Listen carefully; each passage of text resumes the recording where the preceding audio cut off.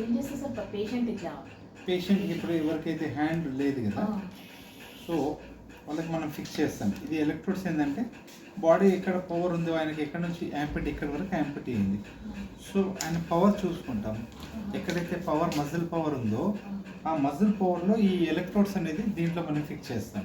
Okay. ఈ socket ready చేస్తాం. ఆహా. ఇన్ దిస్ ఈ 2 electrodes, one is the closing, one is opening. ఈ 2 ఎలక్ట్రోడ్స్ పెట్టేసి మనం ఆ పవర్ తోటి mind think once opening closing అనేది ఒక ట్రైనింగ్ ఇస్తాం.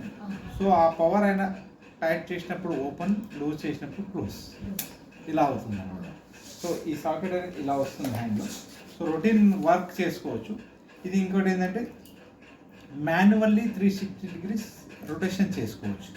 సపోజ్ బైక్ నడపాలి అంటే మనకి ఈ పొజిషన్ కావాలి, వాటర్ తాగాలంటే ఈ పొజిషన్ కావాలి. సో ఈ ఇంకో హ్యాండ్ నుంచి ఆయన రొటేట్ చేసుకోవచ్చు. సపోజ్ 2 బయోలేటరల్ యాంపిటీ ఉన్నారనుకోండి, there is 1 more degree motor, 2 degree, this calling 2 degree. అది ఆటోమేటెడ్ ఈ కంట్రోల్ 360 degree